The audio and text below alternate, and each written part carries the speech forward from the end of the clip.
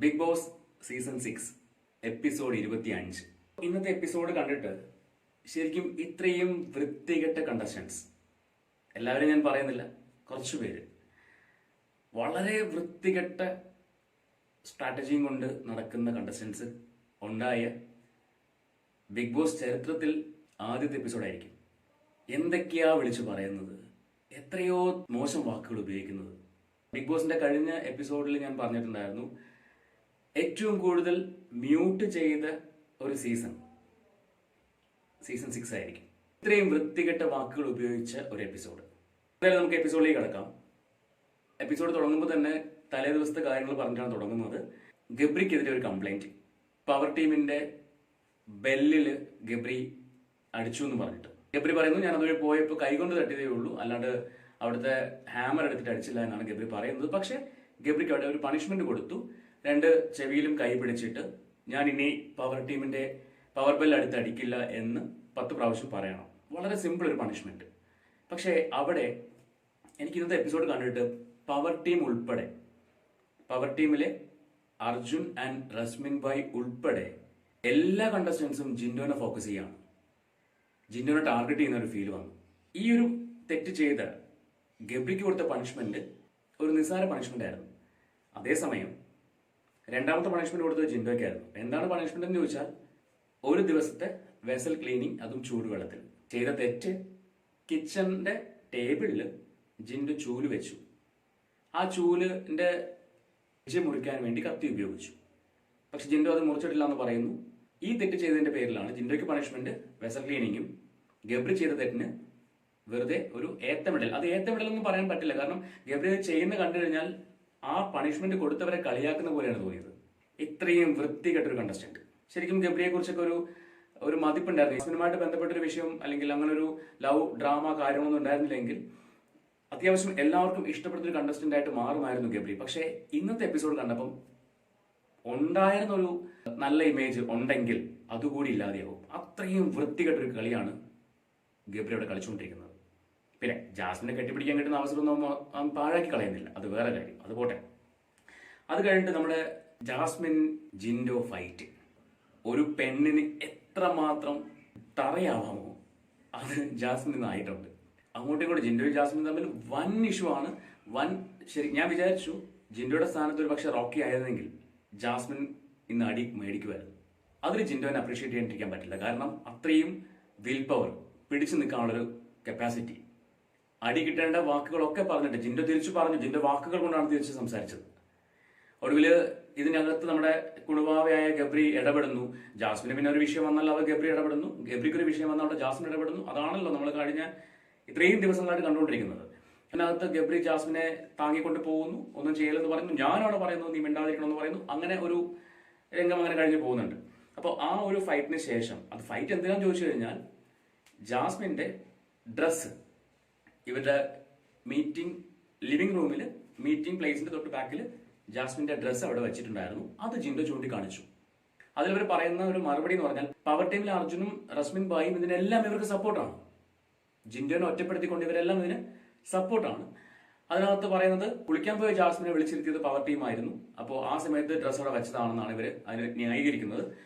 ഒടുവിൽ എല്ലാവരും ജിൻഡോയ്ക്കെതിരെ തിരിയുന്നു. ജിൻഡോ അതിന് തിരിച്ച് കയർത്ത് നിൽക്കുന്നു. ജാസ്മിൻ അങ്ങോട്ടും ഇങ്ങോട്ടും വീട്ടുകാരെ പറഞ്ഞു തുടങ്ങി. ജാസ്മിൻ പച്ചയ്ക്ക് വിളിച്ച് പറഞ്ഞു. അപ്പോൾ അതിന് മറുപടിയായിട്ട് ജിൻഡോയും സംസാരിച്ചു. അതിനുശേഷമാണ് നോറ ഒരു ഗംഭീര ഡയലോഗ് അടിച്ചിട്ടുണ്ടായിരുന്നു ജാസ്മിന്റെ ഡ്രാമയെക്കുറിച്ച്. അതായത് ജാസ്മിന്റെ അച്ഛന് ഹാർട്ടിന്റെ ബ്ലോക്ക് വന്നിട്ട് കോളൊക്കെ വന്നു, അവർ സംസാരിച്ചു. അന്ന് ജാസ്മിൻ ഭയങ്കര കരച്ചിലും ബഹളമൊക്കെ ആയിരുന്നു. പക്ഷെ അടുത്ത ദിവസം തന്നെ മേക്കപ്പ് ഒക്കെ ഇട്ട് ഒരു സാധാരണ ദിവസം പോലെ ജാസ്മിൻ എല്ലാ ടാസ്കുകളിലും പങ്കെടുക്കുന്നു, യാതൊരു പ്രശ്നമില്ലാത്ത പോലെ പെരുമാറുന്നു. അപ്പൊ അത് ജാസ്മിന്റെ ഡ്രാമയാണെന്നുള്ള ലെവലിൽ നോറ അവിടെ സംസാരിക്കുന്നുണ്ട്. ഇത് കഴിഞ്ഞിട്ട് നമ്മുടെ ഗബ്രി ചായന്റെ ഒരു വിമൻ കാർഡ് ഇറക്കലുണ്ടായിരുന്നു. വിമൻ കാർഡ് എന്ന് പറയാൻ പറ്റില്ല, മെൻ കാർഡ്. അതായത് ജിൻഡോ എന്ന് പറയുന്നത് ഒരു ഫിസിക്കൽ ട്രെയിനറാണ്. ഗബ്രി ഒരു പക്ഷേ ജിൻഡോയോട് ചോദിച്ചിട്ടുണ്ടാവാം, എന്റെ ബോഡി ഫിറ്റ് ആക്കാൻ ഞാൻ എന്താ ചെയ്യേണ്ടതെന്ന് ചോദിച്ചിട്ടുണ്ടാവില്ലായിരിക്കാം, നമ്മളത് കണ്ടില്ല. അപ്പോൾ ആ സമയത്ത് ജിൻഡോയ്ക്ക് അറിയുന്ന കാര്യങ്ങൾ പറഞ്ഞു കൊടുത്തു. ഒപ്പം ഗബ്രിയുടെ ബോഡിയെ കുറിച്ച് സംസാരിക്കുകയും ചെയ്തിട്ടുണ്ടാവും. അതോടൊപ്പം തന്നെ ജിൻഡോ എവിടെയൊക്കെ ടച്ച് ചെയ്തെന്നാണ് പറയുന്നത്. അപ്പോൾ അതിനെ ഗബ്രി പറയുന്നു ജിൻഡോയ്ക്ക് മറ്റെന്തോ ഒരു ഫ്രസ്ട്രേഷൻ ആണുള്ളത്, അപ്പൊ അതാണ് ജിൻഡോ തീർത്തുകൊണ്ടിരിക്കുന്നത് എന്ന ലെവലിൽ. ഇത് ഗബ്രി പറയുന്നത് ഇങ്ങനെയാണ്: കഴിഞ്ഞ ദിവസം പ്ലേ ഗ്രൗണ്ടിൽ നിന്നിട്ട് എന്റെ വസ്ത്രം അഴിപ്പിച്ചിട്ട് ജിൻഡോ എന്റെ ബോഡിയെ കുറിച്ച് അനാവശ്യം പറഞ്ഞു.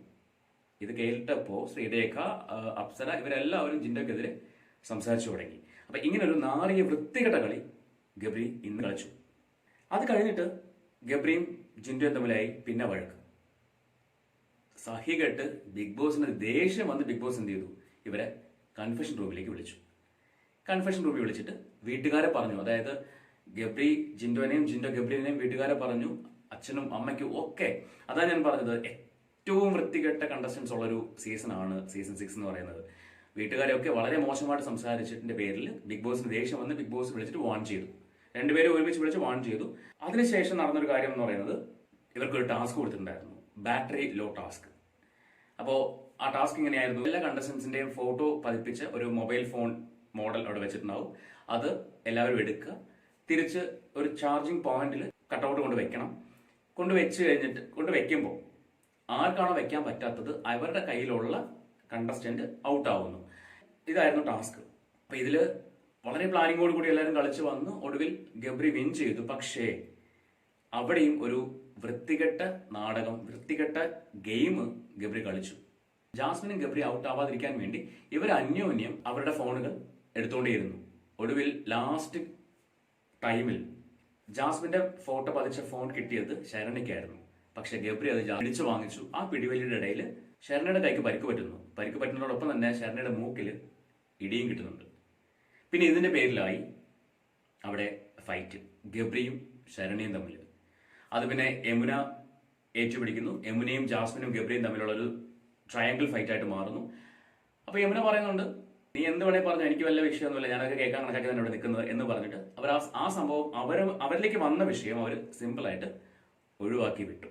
അപ്പോൾ ആ ഒരു ഫേക്ക് പ്ലേ ഗബ്രി കളിച്ചിട്ടാണ് ഇന്ന് വിന്നർ ആയിട്ടുള്ളത്.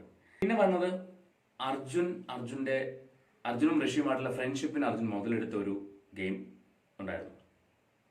അത് ഋഷിയോട് പറഞ്ഞിട്ട് ഋഷിയെ കൊണ്ട് കളം മാറ്റി ചവിട്ടിച്ച ഒരു ഗെയിം പ്ലാൻ ആയിരുന്നു. അതിൽ ഋഷി ഹേർട്ടായിട്ട് ഋഷി അത് അർജുനോടും ശരണ്യോടും ചോദിക്കാൻ വരുന്നു. അങ്ങനെ അവിടെ ശരണ്യയും ഋഷിയും തമ്മിൽ ഒരു സംസാരവും തർക്കവും കാര്യങ്ങളൊക്കെ ഉണ്ടാവുന്നു. കയ്യാങ്കളി വരെ എത്തുമായിരുന്ന ഒരു വിഷയം. ഋഷി അടിക്കാനൊക്കെ ഫ്രണ്ടിലേക്ക് വന്നു, പക്ഷെ എല്ലാവരും കൂടെ പിടിച്ചു മാറ്റി അതങ്ങ് അവസാനിച്ചു. അപ്പൊ ഇങ്ങനെ ആണ് ഇന്നത്തെ എപ്പിസോഡ് കംപ്ലീറ്റ് ആയത്. ശരിക്കും പറഞ്ഞാൽ ഞാൻ നേരത്തെ പറഞ്ഞ പോലെ ഏറ്റവും വൃത്തികെട്ട ഒരു സീസൺ. പറയാണ്ടിരിക്കാൻ ഒരു വഴിയില്ല. കാരണം ഇത്രയും ആൾക്കാർ ഇവരെങ്ങനെ സംസാരിക്കണമെന്നോ, അല്ലെങ്കിൽ ഇത്രയും ലക്ഷക്കണക്കിന് ആൾക്കാർ കാണുന്നൊരു ഷോ ആണെന്നോ വാക്കുകൾക്കെങ്കിലും സഭ്യത. ജാസ്മിനൊക്കെ എന്തൊക്കെയാ വിളിച്ചു പറയുന്നേ? വായി തോന്നിയത് കോതയ്ക്ക് പാട്ട് എന്ന ലെവലിൽ എന്തൊക്കെയോ വിളിച്ചു പറയുന്നുണ്ട്. അല്ലെങ്കിൽ പുറത്തിറങ്ങുമ്പോൾ നമുക്കൊരു ലൈഫുണ്ട്, ഇതൊന്നും ചിന്തിക്കുന്നില്ല. അവിടെ ഫ്രസ്ട്രേഷന്റെ പുറത്ത് തോന്നുന്നതൊക്കെ വിളിച്ചു പറയുകയാണ്. ശരിക്കും ഇന്നത്തെ എപ്പിസോഡ് കണ്ടതിൽ വെച്ചിട്ട് ജിൻഡോയുടെ സ്ഥാനത്ത് റോക്കി ആയിരുന്നുവെങ്കിൽ ഉറപ്പായിട്ടും ജാസ്മിനോ ഗബ്രിയോ അടി മേടിച്ചിരിക്കുക, യാതൊരു സംശയമില്ല. പക്ഷെ അവിടെ ഞാൻ നേരത്തെ പറഞ്ഞ പോലെ ജിൻഡോയെ അപ്രീഷിയേറ്റ് ചെയ്യാണ്ടിരിക്കാൻ പറ്റില്ല. ജിൻഡോയുടെ സെൽഫ് കൺട്രോൾ, എത്രയൊക്കെ പ്രൊവോക്കേഷൻ. ആ ഒരു ഹൗസിലുള്ള എല്ലാ ആളുകളും ജിൻഡോയ്ക്ക് അഗെയിൻസ്റ്റ് സംസാരിച്ചു. ജിൻഡോയുടെ നാവിന്റെ കുറച്ച് പ്രശ്നങ്ങളുണ്ട്, ജിൻഡോയുടെ നാവിൽ നിന്ന് വരുന്ന കുറച്ച് വാക്കുകൾ ഒഴിവാക്കാമായിരുന്നു. പക്ഷേ ഇവരങ്ങനെ പ്രൊവോക്ക് ചെയ്യാണ്. ഇനി അയാളുടെ പ്രൊഫഷനെ താറടിച്ച് കാണിക്കാൻ ശ്രമിക്കുന്നുണ്ട്, അയാളുടെ വീട്ടുകാരെ താറടിച്ച് കാണിക്കാൻ ശ്രമിക്കുന്നുണ്ട്. ഒരു കാരണവശാലും വീട്ടുകാരെ പറയാൻ പാടില്ല. അതോടൊപ്പം തന്നെ അവരവരുടെ പ്രൊഫഷൻ, അത് ഓരോ വ്യക്തിയും നെഞ്ചോട് ചേർക്കുന്ന ഒരു കാര്യമാണ്. ആ പ്രൊഫഷനെ നീ അങ്ങനെയല്ല അവിടെ ബിഹേവ് ചെയ്യുന്നത്, നീ ഇങ്ങനെയല്ല ബിഹേവ് ചെയ്യുന്നത്, പുറത്തിറങ്ങുമ്പോഴേക്കും നിന്റെ അടുത്തേക്കും ഒരു ക്ലയൻസും വരത്തില്ല എന്നൊക്കെയുള്ള രീതിയിൽ. അതായത് ജിൻഡോയ്ക്ക് സെക്ഷൽ ഫ്രസ്ട്രേഷൻ എന്നാണ് ഗബ്രി ഉപയോഗിച്ച വാക്ക്. അത്രയും മോശമായിട്ട് അയാളെ ചിത്രീകരിക്കാൻ വേണ്ടി ഗബ്രി ശ്രമിക്കുന്നുണ്ട്. അപ്പൊ ഞാൻ കണ്ടതിൽ സീസൺ 6 എന്ന എപ്പിസോഡിൽ ഏറ്റവും വൃത്തികെട്ട കണ്ടസ്റ്റന്റ് ഗബ്രി തന്നെയാണ്. അതിൽ യാതൊരു സംശയവുമില്ല.